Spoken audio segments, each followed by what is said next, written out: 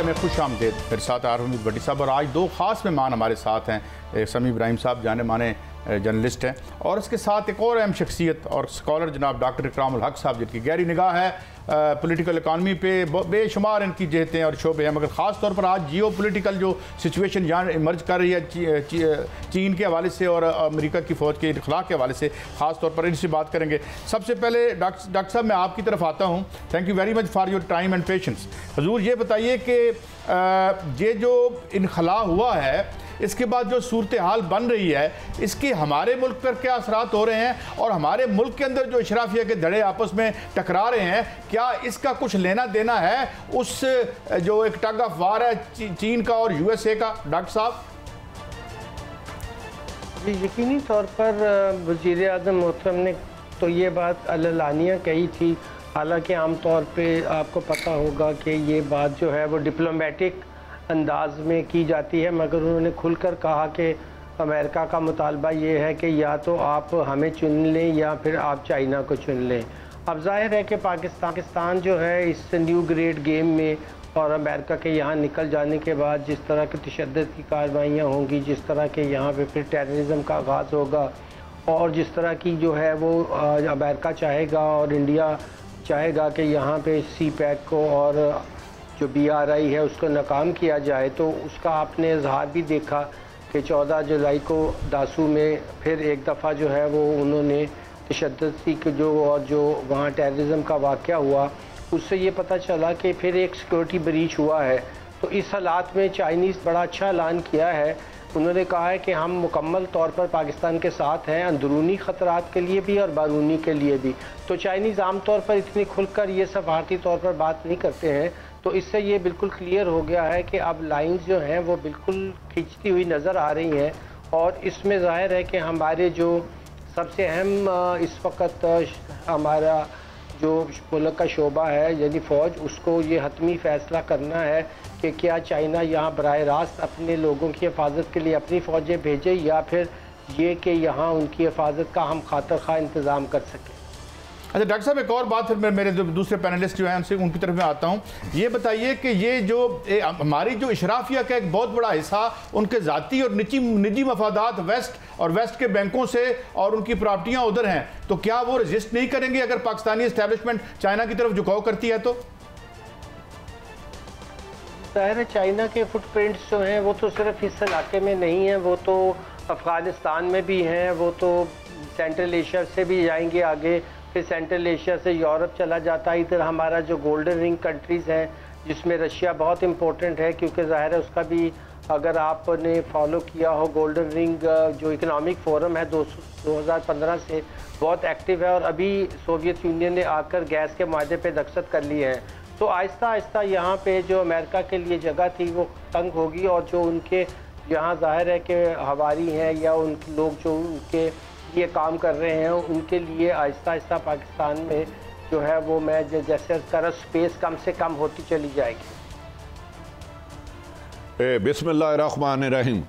समी साहब, आज तो आप माशाल्लाह लग रहा है कि अभी 18 साल ऊपर भी नहीं, आपकी पूरी हुई ID कार्ड भी नहीं बना। उन्होंने कहा अभी 5 साल कम है जो टी-शर्ट पहनी है। आप क्या समझते हैं? मेरी इतला है कि चाइना ने अपने BBAP के लिए कहा है कि हम खुद अपनी सिक्योरिटी करेंगे। बज़ाहिर बादिउल नज़र में ऐसा लग रहा है कि पाकिस्तान चीन के कैंप में जा चुका है, जाना नहीं जा चुका है। तो क्या इसके जो असरात हैं पाकिस्तान में, उसके लिए हमारी तैयारी मुकम्मल है, आप समझते हैं? देखिए, एक तो बड़ी आपका हुस्न नज़र है, आपकी ज़रा नवाजी है, आपने मेरी एज को कम किया। हालांकि ये सफ़ेद मूछें, सफ़ेद बाल, मुझे तो आप एक बिल्कुल नौजवान पप्पू बच्चे लग रहे हैं। लेकिन खैर चलें, आपने इतनी मोहब्बत फरमाई, बहुत बहुत शुक्रिया आपका। अब मैं आता हूँ आपके सवाल की तरफ।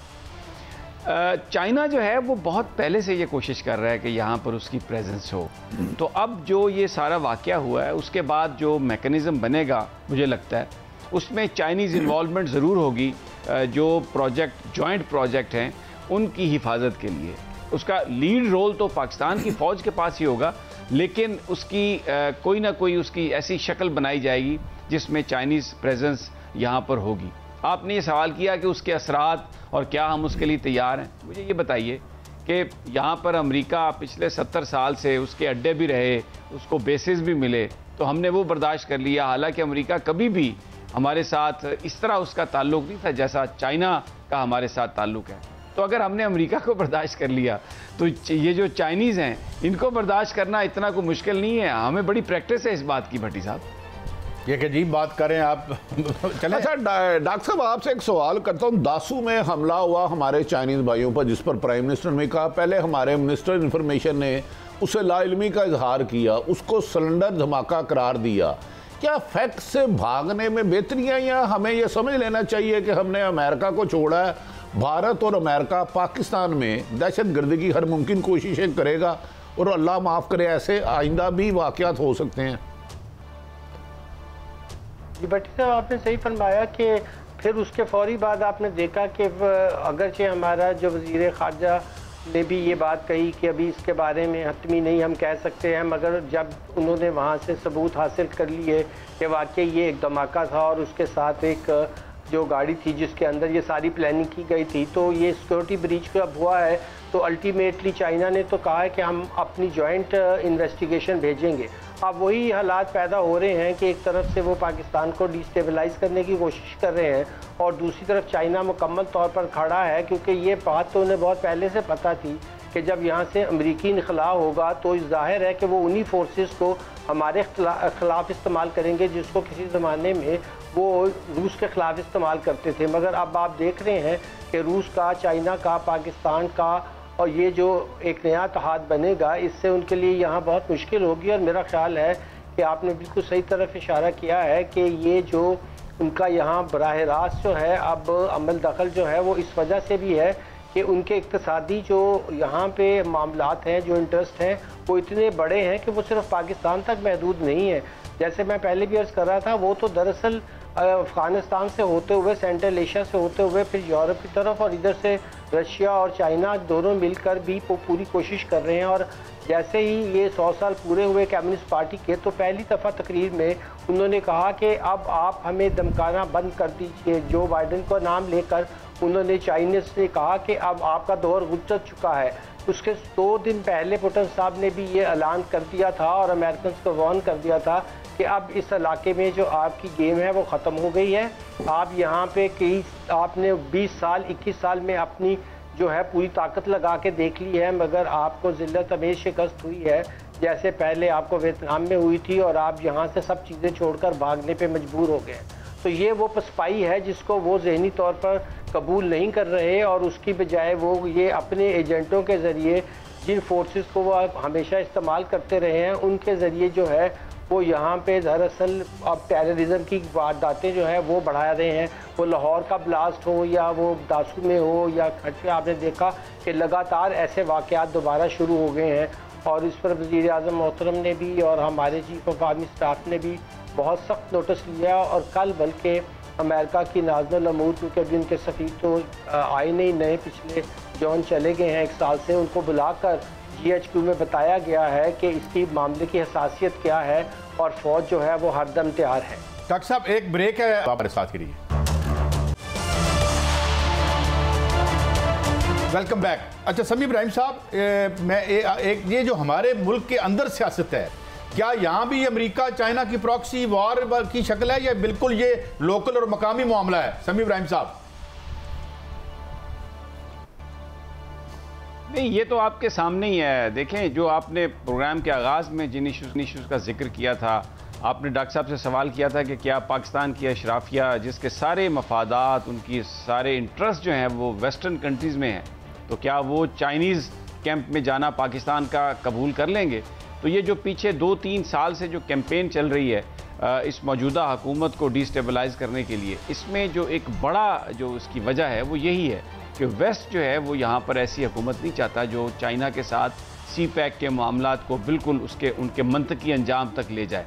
तो ये ऑलरेडी जो हमारी जो पॉलिटिकल यहाँ पर जो तफरीक है और ये जो झगड़ा है, इसमें जो बड़ा फैक्टर है ये कि जो प्रो वेस्ट पार्टीज़ हैं। अब देखें ना, नवाज शरीफ साहब को लंदन ने पनाह दी हुई है, अल्ताफ़ हुसैन को लंदन ने पनाह दी हुई है, बहुत सारे बलूचिस्तान के अंदर जो सेपरेटिस्ट हैं उनके लिए यूरोप जो है वो पनाह गाह है। फिर अमरीकी कांग्रेस में बलूचिस्तान के हवाले से और बहुत सारे हवालों से ऐसे ग्रुप, ऐसे एक्टिविस्ट मौजूद हैं जो गाय बगाए इस किस्म की बातें करते रहते हैं। तो ये जो सारी आपको तहरीकें नज़र आ रही हैं, इसके पीछे मगरब का हाथ है। और अगर इसको थोड़ा सा बढ़ा के आप बड़ा करके देखें अपने उसको स्कोप को, तो आपको नज़र आएगा कि चाइना और अमेरिकी जो राइवलरी है वो यहाँ पे हमें प्ले कर रही है। एक मैं थोड़ी सी आपको वो बात की मैं वजाहत कर दूं जी जी। जो इससे पहले जो बात हुई थी धासू ब्लास्ट के हवाले से। देखें, इसमें बड़ा एक ब्लंडर हुआ है, और वो ब्लंडर ये था कि जो वहाँ पर कोहिस्तान के जो डिप्टी कमिश्नर थे, उन्होंने एक्सीडेंट के फ़ौरन बाद ये कहा कि ये बम ब्लास्ट लगता है।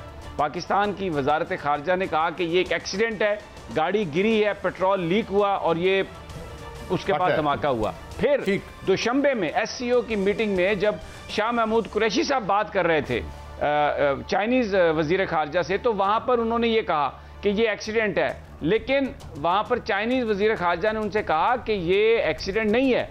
और ये जो चाइनीज़ वेबसाइट्स हैं, ये बड़ा रेयर है जो मैं आपको बता रहा हूँ कि उन्होंने इस बात का जिक्र किया कि शाह महमूद कुरैशी जो पाकिस्तानी फॉरेन मिनिस्टर हैं, he insisted during that meeting but it was not actually accident, it was act of sabotage. अब अच्छा, अब जो है मामला सारा जिस तरीके से बाद में वज़ीर आज़म साहब ने उसको हैंडल किया, I think we are in a better. अच्छा, मेरे साथ हैं डॉक्टर जनरल अमजद शुएब साहब। Sir, welcome to the show. हजूर, यही गुफ्तगू जो हो रही है, इस हवाले से आपसे मैं पूछना चाहूँगा कि ये र्यूमर्स भी चल रही हैं जनरल साहब कि जो पाकिस्तान चीन की दोस्ती में रखने डालने के लिए जो वाक़यात हो रहे हैं, उसमें कुछ चाइनीज़ बाज़ इशारे आ रहे हैं कि वो अपसेट हैं कि जी यहाँ पे जो है हमारे साथ रेजिस्टेंस आ रही है पाकिस्तान के एस्टेब्लिशमेंट के एक हिस्से की तरफ से। क्या इसमें सच्चाई लगती है आपको, या हमारी जो रूलिंग इशराफिया है वो इस हवाले से एक पेज पे है? जनरल साहब।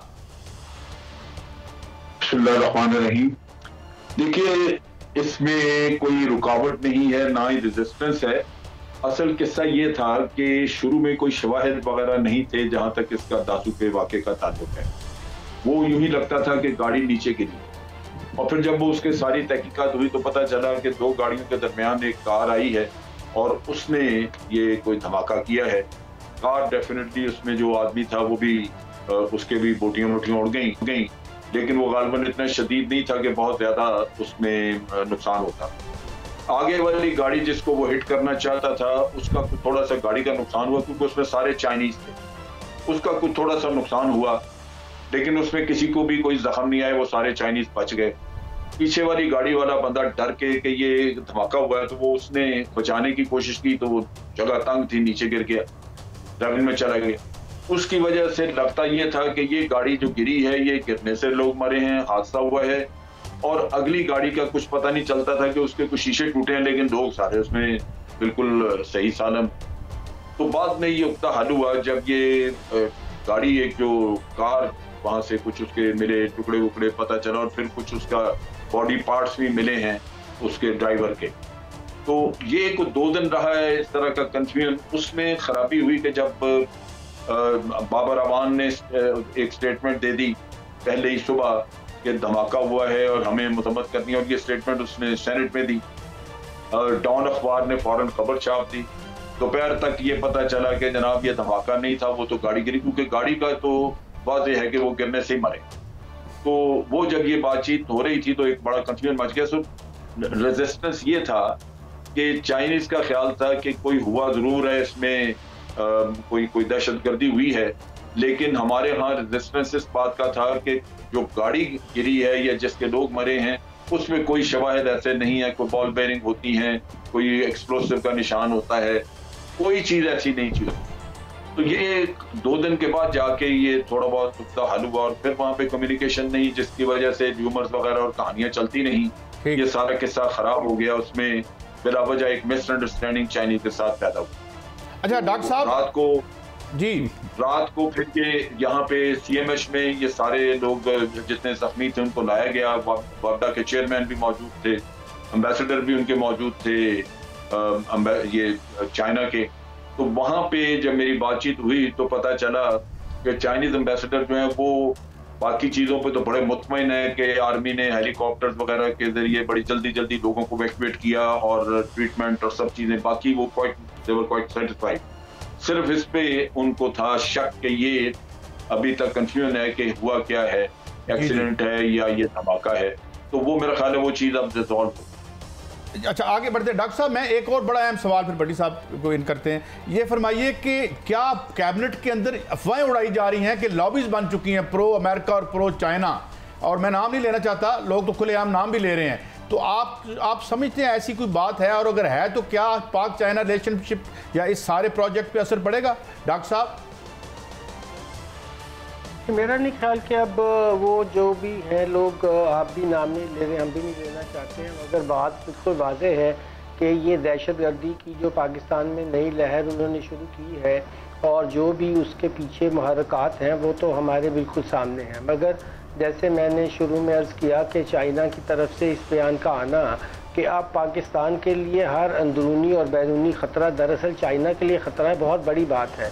क्योंकि आप चाइना को देखें तो अब वो इस काबिल हैं कि वो अपनी ज़मीन से जो अर्थ के अंदर जियो स्टेशनरी सेटेलाइट हैं जिसके ज़रिए हम ये प्रोग्राम भी कर रहे हैं, उनको भी उड़ाने के काबिल हो चुके हैं। हाइफा की पोर्ट वो ले चुके हैं इसराइल में, चाबहा उनके पास है, साउथ चाइना सी में उनकी बिल्कुल टोटल जो है वो मोनोपोली है। गवादर जो बहुत अहम पोस्ट है वो भी इस वक्त उनके लिए बहुत बड़ा एक स्ट्रेटेजिक जगह है।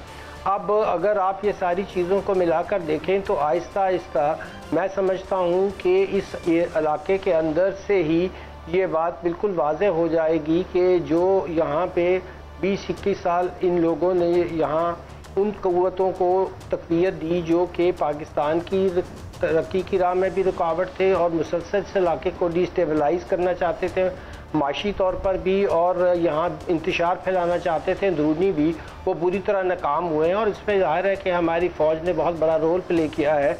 आपको पता ही है कि ये जो हमारा न्यू वज़ीरिस्तान का चाहे वो शुमाली हो या जनूबी, वहाँ क्या हालात थे कुछ अर्सा पहले तक, पहले उनको क्लियर करवाना, फिर ये पूरी दहशतगर्दी की लहर को ख़त्म करना। तो ये नई लहर भी जिनके इशारात पे हो रही है उनको जल्द ही पता चल जाएगा कि पाक फ़ौज जो है वो बिल्कुल इसके बारे में वो होशियार है, और वो उन्होंने चाइनीज़ को भी बिल्कुल ये है कि बावर करवा दिया है। और फिर जब चाइना खुद कह रहा है कि हम जॉइंट इन्वेस्टिगेशन में भी हिस्सा लेंगे, तो अब ये मामला बिल्कुल क्लियर होते नज़र आ रहे हैं कि इस न्यू ग्रेड गेम में जो इस इलाके में कई सौ साल से जारी रही है उसमें हमारी कामयाबी जो है उसके इम्कानात रोशन है। भट्टी साहब, मैंने पहले आपसे एक सवाल पूछना, फिर आप पूछिएगा। पहले मुझे आप ये बताएं कि क्या कैबिनेट में जो लोग प्रो अमेरिका लॉबी है ये बेरोजगार होते नजर आते हैं आपको? देखें, मैं इसके सवाल का ना समी इब्राहिम साहब की मौजूदगी का फ़ायदा उठाता हूँ। समी साहब, जो मेरी इत्तला है, मेरी इत्तला कि पिछले 8-9 महीने से पीपल्स पार्टी की हुकूमत की CIA से राब्ते थे अमेरिका से, और काफ़ी हद तक उनके लिए नरम गोशा था। हुसैन हक्कानी ने ये लॉबिंग की। नवाज शरीफ साहब भी अमेरिका जाना चाह रहे हैं अरसा दराज से कि उनके लॉबियस्ट उधर हैं। एक तरफ तो मेरे ख्याल में मेरी राय है कि हुकूमत ने सही फैसला किया। 20 साल हमने अमेरिका की जंग लड़ी, अमेरिका को शिकस्त फाश हुई अफगानिस्तान में हमारे ऐसी, तो अब क्या सियासी इस्तेकाम कमज़ोर आपको नहीं लगता? और खुसूसन ये जो मरियम का नैरेटिव कश्मीर में जाके कश्मीर का सौदा कर दिया, इससे हमारा सियासी मुल्क में अदम इस्तेकाम हमारे आइंदा फ्यूचर के लिए थोड़ा सा ख़तरनाक होगा। ये बिल्कुल आप सही कह रहे हैं। देखिए, बहुत सारे लोग, जो काजी सईद साहब का आपसे सवाल है, बहुत सारे लोग हमारे जो पॉलिटिक्स में हैं, बहुत सारे लोग जो हमारी ब्यूरोक्रेसी में हैं, इसी तरह बहुत सारे लोग हमारी जुडिशरी में भी हैं, हमारे इदारों में भी वो लोग मौजूद हैं जिनकी हमदर्दियाँ, चले मैं हमदर्दियाँ नहीं कहता, लेकिन मैं ये कहता हूँ जो ये समझते हैं। मैं आसान लफ्ज़ कर देता हूँ, मैं समी इब्राहिम साहब के लिए आसान लफ्ज़ कर देता हूँ। अहम तरीन शख्सियात की अरबों रुपए की प्रॉपर्टी अमेरिका में, UK में, उनके बच्चे वहाँ पढ़ते हैं, जो इनकी सैलरी है उससे 4 गुना ज़्यादा वहाँ फीस है। उनका इंटरेस्ट वादियुल नज़र में यूरोप और अमेरिका की तरफ ज़्यादा लगता है बनिस्बत के चीन के। अब ज़रा रहनुमाई फरमाएं।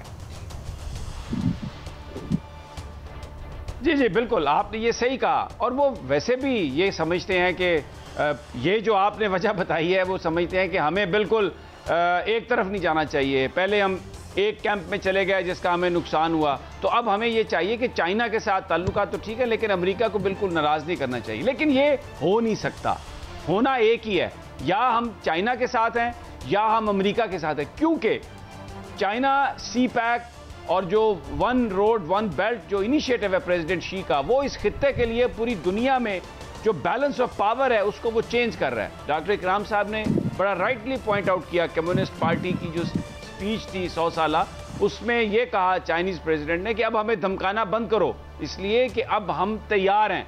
और वो जो एक अमेरिका को बर्तरी होती थी उसमें समंदरों में, तो अब इस वक्त तीसरा जो कैरियर है चाइना वो तैयार कर रहा है। ठीक है, अमेरिका के पास 7-8 हैं, लेकिन चाइना ने जिस तरीके से प्रिपरेशन की है, फिर जिस तरह रशिया उसके साथ मिला, इस खित्ते में जिस तरह उन्होंने अपना प्रेस किया है, ईरान समी साहब, मैं यही सवाल जो है जो भट्टी साहब ने किया है, दीगर ममालिक, मैं जो भट्टी साहब ने सवाल किया, जल साहब मैं यही सवाल आपसे पूछता हूं, क्योंकि आप तो बड़े इनसाइडर भी हैं और रहे भी हैं, क्या ऐसी रेजिस्टेंस विद इन दी पाकिस्तान इशराफिया होगी जिसकी तरफ भट्टी साहब ने इशारा किया है?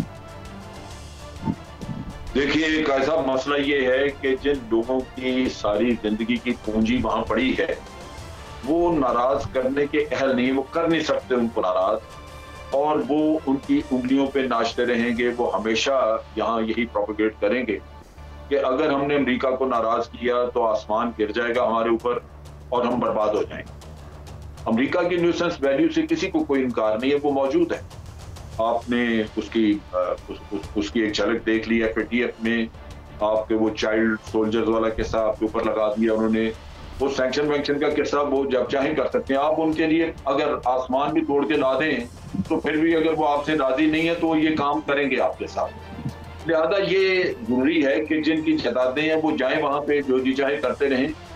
हुकूमत पाकिस्तान और फौज पाकिस्तान को इस मामले में बड़ा स्ट्रांग और बड़ा फर्म एक रवैया रखना चाहिए कि चाइना जिसने हमें कभी नहीं दिया, चाइना जो हमेशा हमारे साथ खड़ा हुआ और आज भी खड़ा है, उन्होंने कभी भी हमारी इस दोस्ती से हाथ नहीं खींचा। अमेरिका तो गिरगिट की तरह हाथ रंग बदलता रहा। तो इन हालात में ये बड़ा जरूरी है कि जो आजमाया हुआ 72 साल का दोस्त है उसके साथ कम से कम खड़ा हुआ जाए। बाकी अमेरिका के साथ कोई आप टक्कर न लें, कोई आप बेरा वजह उनसे ताल्लुकात खराब करने वाले काम ना करें। हम कोई उनके रास्ते में रुकावट नहीं है। अगर अमेरिका भारत के साथ जो हमारा दुश्मन नंबर 1 है उसके साथ एक स्ट्रेटेजिक पार्टनरशिप रख सकता है तो हमें झिझक किस बात की है? हमें तो अच्छा जनरल साहब, मैं इसमें और सवाल आसान कर देता हूँ। हमने 20 साल अमेरिका की जंग में नाकाबिल तलाफी नुकसान उठाया, हमारी जानी और माली हुआ। अमेरिका ने हमेशा चीट किया, जबकि हमारा जो अव्वल दुश्मन है भारत, अमेरिका ने हमेशा उसको उल्टू वे जाके फेवर दी।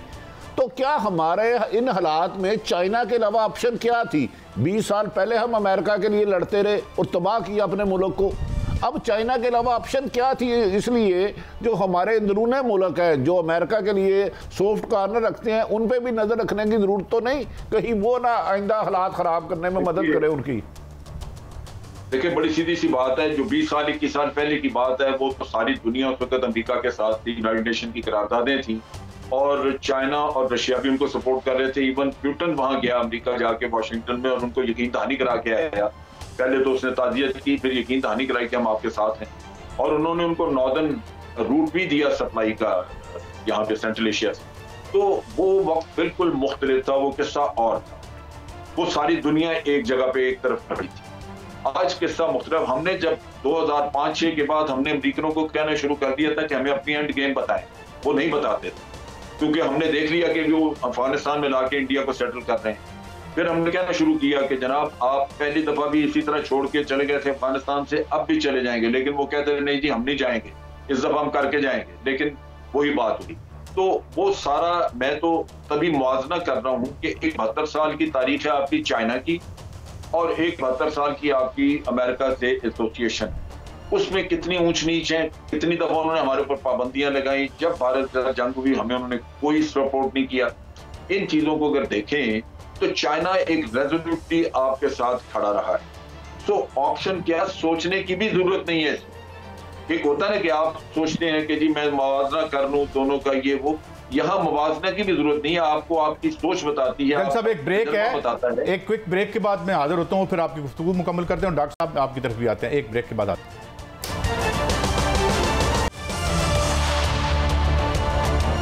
Welcome back. डॉक्टर साहब, ये आपने गुफ्तगू सुनी जनरल साहब की कि ये तो जो चॉइस तो अमेरिका नहीं होना चाहिए हमारा, जो हमारे साथ होता रहा है, लेकिन जाहिर है कि उसकी बड़ी अंदर तक गहरी हैं जो रूट्स हैं, लेकिन एक तरफ उसके ताकत डिविंडल कर रही है। तो क्या लगता है आपको, क्या लगता है कि क्या हम ये इस मखमसे से निकल जाएंगे और रियासत जो है इस पर मजबूत खड़ी रहेगी चाइना के साथ? जी, मैं जैसे अर्ज कर रहा था कि गोल्डन रिंग इकनॉमिक फोरम में हमें उन्होंने मना किया कि आपने ईरान से जो है वो पाइपलाइन नहीं लेनी है, और आपने देखा कि ईरानी तो वहाँ तक पाइपलाइन ले आए थे। अब रशिया ने आके आगाज़ कर दिया है, और ये 2023 तक हमारे दो बड़े मसले हैं, एक एनर्जी का और एक हमारा मसला है फूड सिक्योरिटी का। फूड सिक्योरिटी के मसले के लिए चाइना यहाँ पे ज़मीनें लेकर और वो उसके ऊपर जो है वो कर रहे हैं, और उससे हमारे मजबूत होने की पाकिस्तान की मईशत के जो आसार हैं वो आपको आइंदा 1-2 साल में नज़र आ जाएंगे। रशिया एनर्जी का आपका मसला हल करने को तैयार है, आपकी स्टील मिल ये ना सिर्फ रिवाइव करने को बल्कि ऐसी 10 और भी लगाने को तैयार है। 10 और न्यूक्लियर पावर प्लांट आपको देने को तैयार है, ताकि आपकी जो एनर्जी कॉस्ट है वो इतनी नीचे आ जाए कि आप कंपेटिटिव अभी जो हुए हैं। देखिए, बहुत अरसे से ये अमेरिका की और ये जो वर्ल्ड बैंक की जो IPPs ने हमारे साथ सलूक किया है और अभी भी कर रहे हैं, जब तक हम इनसे जान छुड़ाकर सस्ती यहाँ पे एनर्जी नहीं लेंगे तो जाहिर है कि हम आगे नहीं जा सकते हैं। हमारी ना इंडस्ट्री बढ़ सकती है ना ज़राअत बढ़ सकती है। इन दोनों शोबों में चीन से और जो भी रूस से आप हालिया वादात देख रहे हैं, CPEC तो अरसे से चल ही रहा था, तो आप सिर्फ जगी और लिहाज से तो जाहिर है कि वो यहाँ से पसपाई कर ही रहे हैं, मगर माशी लिहाज से भी मुझे जो पसपाई नज़र आ रही है अब उनकी, और चाबहा से इंडिया का निकल जाना और ईरान का अब बराह रास्त चीन के साथ वहाँ पे इश्तराक करना भी इस तरफ इशारा करता है कि आखिरी तौर पर जो ये 5 मुल्क हैं जो गोल्डन रिंग इकनॉमिक फोरम 2015 से बना है, ये 20 से 25% पूरी दुनिया के वसाइल और पूरी दुनिया की इकॉनमी यहाँ है, और यही राइज करेगी। जो पॉल हिंटन ने अपनी किताब क्लैश ऑफ सिविलाइजेशन में ये प्रेडिक्शन की थी कि अब ईस्ट राइज करेगा और वेस्ट जो है वो डिक्लाइन। डॉक्टर साहब, बीच में ज़िमरन सवाल है आपसे ही, क्योंकि आपका बहुत बड़ा काम है, ये टैक्स नहीं ले सकते हम, और आपने टैक्स पे इतना काम किया है, तो क्या हुकूमत विलिंग होगी इनको पकड़े जिनके पैसे भी अमेरिका में और यहाँ टैक्स भी नहीं देते? जी बिल्कुल, उसके ऊपर भी अब जैसे ही OECD के ज़रिए हमें इंफॉर्मेशन आनी शुरू हो गई है, और आपने देखा होगा कि वज़ीर आज़म मोहतरम ने भी इसका इज़हार किया है कि अब किसी किस्म की कोई एमनेस्टी और किसी किस्म की राहत नहीं दी जाएगी, और बल्कि अभी कल की खबर थी कि उन्होंने खुद वर्ल्ड बैंक ने भी कहा है कि आप यहाँ 4 बिलियन का सिर्फ ये एग्रीकल्चर इनकम टैक्स अमीर जागीरदारों से जो असेंबलियों में बैठे हुए इकट्ठा करते हैं, जबकि ये तो 150 अरब होना चाहिए। जी, इस पर हम बहुत पहले लिख चुके थे, उन्होंने बिल्कुल हमारी बात को ही 50 बिलियन होना चाहिए। तो आप देखेंगे 150 बिलियन कह रहे हैं आप? 50 अरब होना चाहिए जी, और वो सिर्फ 4 अरब इकट्ठा कर रहे हैं इन जागीरदारों से। तो उन्होंने आप इसके ऊपर जो परसों एक वेबिनार किया है उसमें हमारी स्टडी को ही फॉलो किया है, और यकीनन आप देखेंगे कि पाकिस्तान की ये सूरत हाल कि अगर हमने ये 40% टैक्सों में राहत ना दी होती तो पहले ही हम 5 ट्रिलियन से ऊपर तो कर ही चुके थे। मगर इस साल जो है ना हम IMF का बजट से ज़्यादा करेंगे, बल्कि एक पायदार और ऐसी मईशत भी बनाएंगे जिसमें तरक्की की शरह 7 से 8% बल्कि 9% तक जाए, और वो देर पा और पायदार हो, क्योंकि आप अच्छा डॉक्टर साहब आपने पावरफुल ना हो तो अगले जैसे डॉक्टर इकरामुल हक साहब और जनरल शुएब साहब ने बहुत ज़्यादा हमें इफेक्ट्स बताए इंटरनेशनली। सभी इब्राहिम साहब जर मेजा मुस्कुरा रहे हैं। सभी साहब अब जाते जाते एक बात कर लेते हैं, जैसे इकरामुल हक साहब ने हमारी रहनुमाई की और जनरल साहब ने, क्या तब्दीली सरकार के 3 साल मुकम्मल हो चुके हैं। तब्दीली सरकार ने अपने कितने वादे पूरे किए, उनकी आवाम को कितना रिलीफ मिला, और आवाम क्या समझते हैं जिस मकसद के लिए वज़ीर आज़म इमरान खान साहब ने इलेक्शन में कामयाबी हासिल की, उस पर वो पूरा उतर रहे हैं? देखिए, 2 चीज़ें हैं। एक तो ये कि क्या आवाम को कोई फौरी रिलीफ मिला, नेगेटिव, उसका जवाब है नहीं। कोई पुलिस कल्चर तब्दील हुआ, उसका जवाब है नहीं। हाँ, कुछ इंस्टीट्यूशंस जो हैं वो बेहतर हुए, टैक्स कलेक्शन खासी बेहतर हुई, आपका जो करंट अकाउंट है वो बहुत बेहतर हुआ, आपने जो इर्द गिर्द मामलात अपने ठीक रखने थे वो सही सिमत में जा रहा है, आप चाइना के साथ खड़े हैं, बिल्कुल ठीक है। तो बहुत सारी चीज़ों में अच्छी परफॉर्मेंस भी है, लेकिन जो रिलीफ की बात होती है, जो आम आदमी जिसको देखता है कि घर में चूल्हा कैसे चल रहा है, नौकरी मिल रही है या नहीं, वहाँ पर हम देखते हैं कि वो बड़ा शदीद मसला। लेकिन मैं एक बात कहूँगा, देखें, अमेरिका के साथ भी जो दोस्ती थी उससे फ़ायदा हम इसलिए नहीं उठा सके कि हमारे जो हुक्मरान थे वो करप्ट थे, वो नाअहल थे। वगरना अमेरिका तरक्की कर रहा है, यूरोप भी तरक्की कर रहा है, मिसाल है वो तरक्की की, लेकिन वो हमारे यहाँ ट्रांसलेट नहीं हुई। अब चाइना बहुत उसने अपने आप को इम्प्रूव किया, गुर्बत ख़त्म कर ली है, लेकिन अगर हम उस अपॉर्चुनिटी से फ़ायदा उठाने के लिए तैयार नहीं हैं, अगर अभी भी लोग दिहाड़ियाँ लगा के जा रहे हैं, आ रहे हैं, तो आप यकीन कीजिए इससे कोई फ़ायदा नहीं होगा। हमें खुद अपने आप। अच्छा समीर साहब, मैं आपको रोकूंगा, मैंने मेरी इत्तला है, मेरी इत्तला है सबके लिए एक जैसा, जो नहीं है नहीं सभी सब अर्ज करने लगा हूं। मेरी इत्तला है रिंग रोड के असल मुल्जमान का प्राइम मिनिस्टर को ब्रीफिंग दी गई, लेकिन उन सबको बचा लिया गया। असल मुल्जमान, एक तरफ तो डीजी एंटी करप्शन फरमाते हैं कि उनका दायरा इख्तियार पॉलिटिकल लोगों की तरफ नहीं है, 50 से ज़्यादा नून लीगों पे किया। जुल्फी बुखारी ने खुद रिजाइन दिया। गुलाम सरवर के बारे में प्राइम मिनिस्टर को ब्रीफिंग दी गई। आप समझते हैं जो एहतसाब का सिलसिला चला वो शफाफ है? बिल्कुल ये शफाफ नहीं है। अब मुझे जो इतला है, मैं आपको मुझे ये इतला है कि नैब ये इन पॉलिटिशियंस का केस देख रही है, और जो 13 हाउसिंग सोसाइटीज़ हैं उनके ओहदेदारान को भी और उनके बेनिफिशरीज को भी बुला रहे हैं। CCTV फुटेजेस में वफाकी वजीर साहब का जो साहबजादा है वो एक हाउसिंग जो है सोसाइटी, उसके दफ्तर में बैठा है, हर वक्त बैठता है और डीलें वहाँ पे करवाता है। तो एविडेंस बेपनाह है। ये नहीं है, हो ही नहीं सकता कि सिर्फ सरकारी अफसरान ने ये काम किया हो। ये सियासतदानों को जब तक आप अपने साथियों को बचाएंगे और उनको क्लीन चिट्स देते रहेंगे, तो चाहे आपकी दोस्ती चाइना के साथ अच्छा समीर साहब, एक सवाल आपने उठाया, मैं चाहता हूं जनरल साहब बड़ी देर से साथ हो, कोई फायदा नहीं होगा। जनरल साहब, डॉक्टर इकरामुल हक साहब ने बड़ी इंपॉर्टेंट बात की कि जब तक हम IPP से जान नहीं छुड़ाते, यहाँ इंडस्ट्रियलाइजेशन, अब हमारे पास चांस है, यहाँ प्यूटन जो है इंडस्ट्रियलाइजेशन में हमारी मदद कर सकता है, करना चाहता है, चाइना करना चाहता है, मगर जब तक ये IPPs हैं, इतनी बिजली पे तो मेरे ख्याल में यहाँ कोई भी नहीं कुछ कर पाएगा। आप क्या समझते हैं जनरल साहब? देखिए, बात यह है कि जब आपने एग्रीमेंट साइन किए हुए हैं तो फिर आप मजबूर हैं। इन्होंने निगोशिएशंस अभी की हैं और वो कंपनियां, वो IPP जो अपनी कॉस्ट, अपनी इन्वेस्टमेंट बहुत पहले से रिकवर कर चुकी हुई हैं, वो तो कुछ कंसेशन देने के लिए तैयार हुई हैं कि हम आपको उसमें बात कंसेशन में बात चीजें जो पहले एग्रीमेंट में दी हुई थी उनमें कुछ रद्दोबदल कर रही हैं। लेकिन जो रिसेंट एग्रीमेंट्स इन्होंने किए हुए हैं जहाँ पे लोन अभी मौजूद हैं, रिकवरी हुई नहीं, तो वहां पे तो कोई भी आपको रियायत देने के लिए तैयार नहीं है और वो जान छूट नहीं सकती। लोग इन्वेस्टमेंट कर चुके हैं, बन चुके हैं, प्रोजेक्ट्स लग गए हैं। उसमें सिर्फ यही है कि जैसे भी डॉक्टर इकराम भी बात कर रहे थे, नहीं जनरल साहब, वो उनकी जो इन्वेस्टमेंट है उसका मतलब है कि पाकिस्तान बर्बाद हो जाए। छोड़ दें, आप उनको निकाल दें यहाँ से। नहीं गैस दें, लेकिन डॉक्टर साहब, या यहाँ पे आप न्यूक्लियर पावर प्लांट्स लगाने शुरू करें। अच्छा जनरल साहब, एक तरफ डॉक्टर साहब आपने मुझे बताया था, डॉक्टर साहब मैं आपकी तरफ आता हूँ, आपने कहा था कि इसका उपाय है, हम अगर कानूनी तौर पर इनसे जान छुड़ा सकते हैं। इस पर रोशनी डालेंगे डॉक्टर इकराम साहब?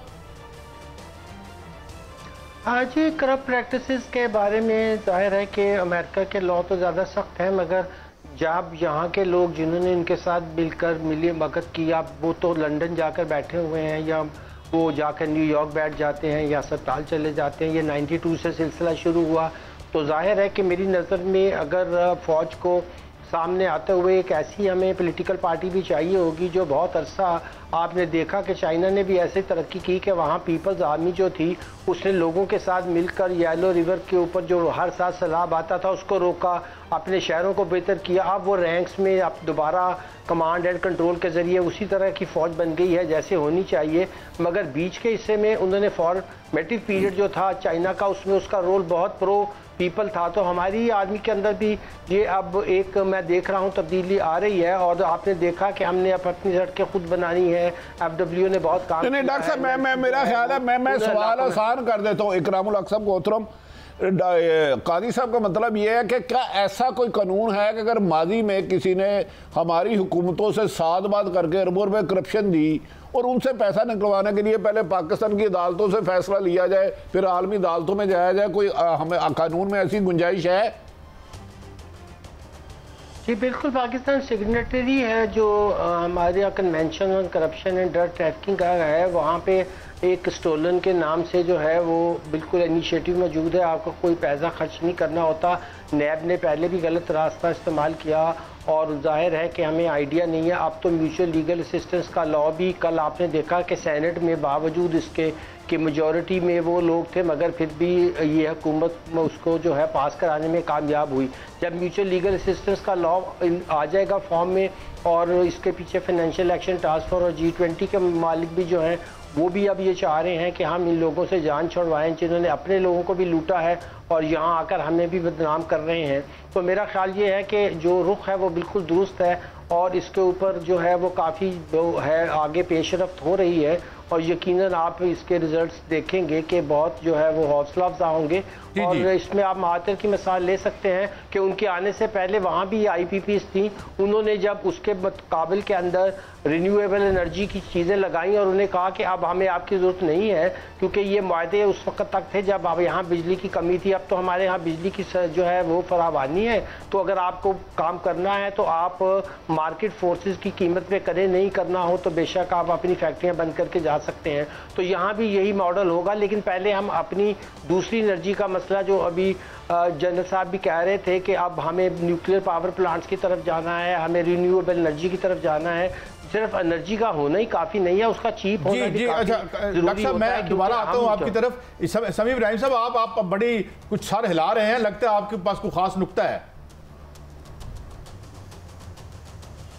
नहीं, नुक्ता ये है, मुझे ये बताएं डॉक्टर साहब, जो कानून की बात कर रहे हैं ये अमेरिका का जो कानून है ये पाकिस्तान पे अप्लाई होता है? बरतानिया का होता है। एक टेररिस्ट है कातिल अल्ताफ हुसैन, उसको वापस नहीं देते। करप्शन में सुप्रीम कोर्ट ने नवाज शरीफ को नाअहल करार दिया, उसको वापस नहीं करते। डॉक्टर साहब कह रहे हैं कि जी करप्ट प्रैक्टिसेस में ये हो जाएगा।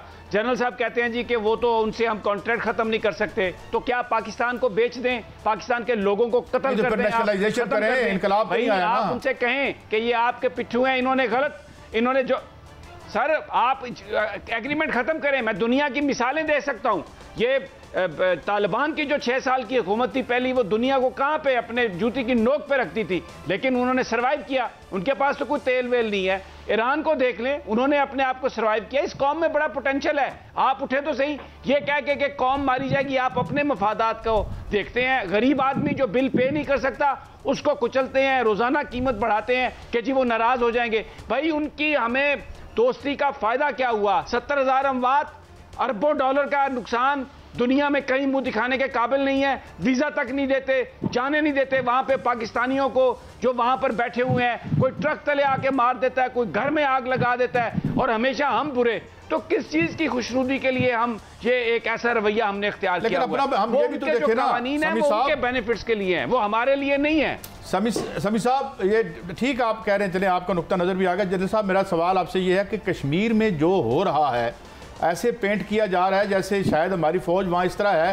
जिस तरह इंडिया के में है, मतलब टेसिटली इसी तरह का इंप्रेशन देने की कोशिश की जा रही है। इसके क्या मोहरकात हैं और इसका क्या नतीजा निकल सकता है?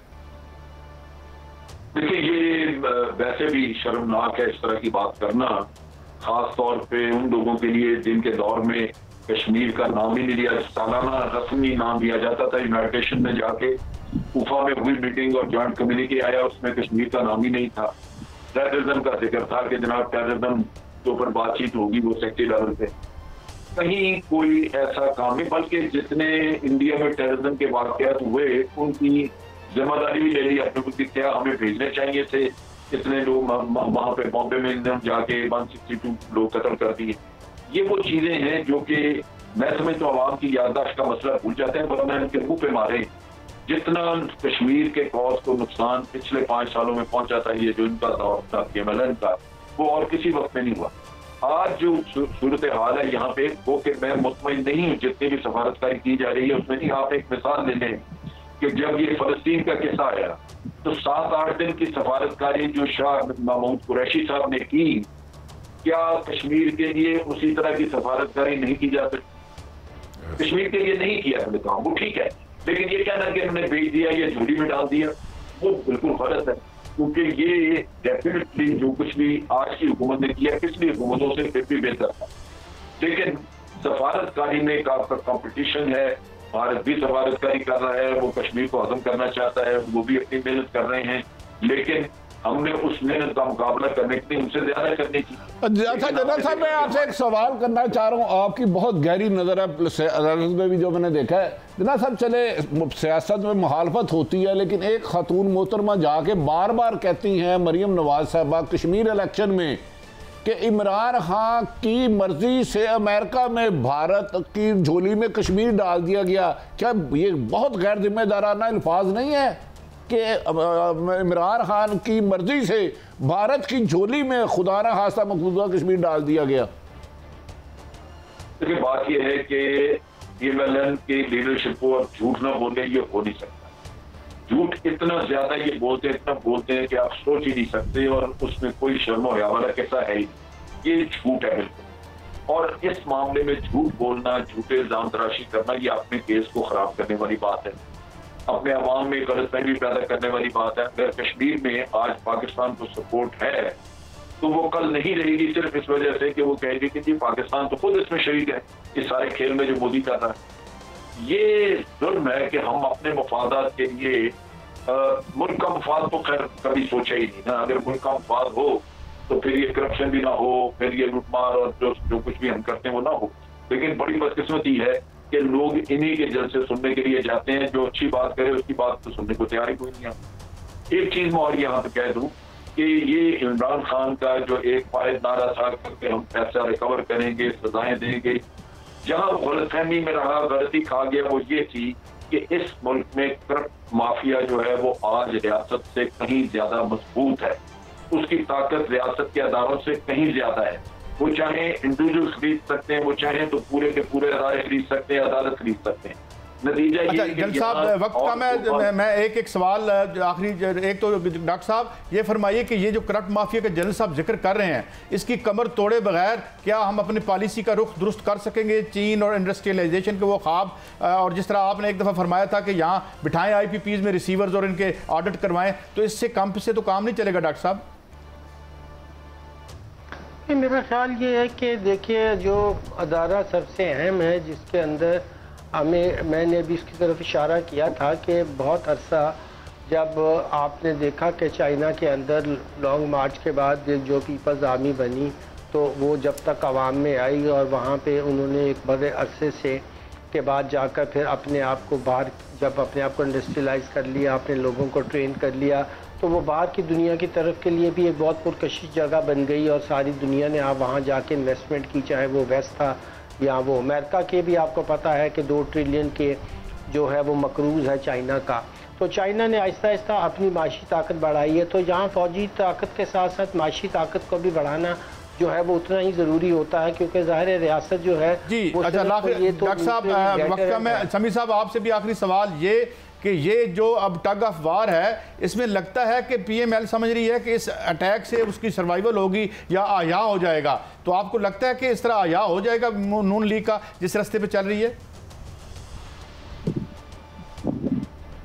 मैं आपसे और बात करता हूँ, मैं ये बात करता हूँ कि यहाँ पर माफिया मजबूत है रियासत से, इसलिए कि आपको अगर आपने उस माफिया को तोड़ना है तो आपको फैसला करना होगा कि आपका निज़ाम कौन सा है। ये पार्लिमानी निज़ाम, पैसे की बुनियाद पर वो माफिया काबिज़ है, हर इदारे में उनके लोग काबिज़ हैं। जब तक आप इस निज़ाम को तब्दील नहीं करते, इस पार्लिमानी निज़ाम को तब्दील नहीं करते, पाकिस्तान आगे नहीं जा सकता। सियासत में जब तक पैसा आता रहेगा, पैसे की बुनियाद पर लोग इलेक्ट होते रहेंगे। बहुत शुक्रिया, बड़ी मीनिंगफुल गुफ्तगू थी और आप सब ने अगर आपने किया, बहुत शुक्रिया आप सबका। नाज़रीन, एक ही नतीजा निकला है बड़ी साहब कि ये जो जब तक इनका कमर आप इनकी नहीं तोड़ते, इन अंदरूनी माफिया को बर्बाद नहीं करते, हम आबाद नहीं हो सकते। अगर हम ये आबाद रहेंगे तो हम बर्बाद रहेंगे, ये नतीजा है। बहरहाल अल्लाह बेहतर करे और इस मुल्क में जो है अच्छी चीज़ें भी हों। इजाज़त दें, अल्लाह हाफ़िज़।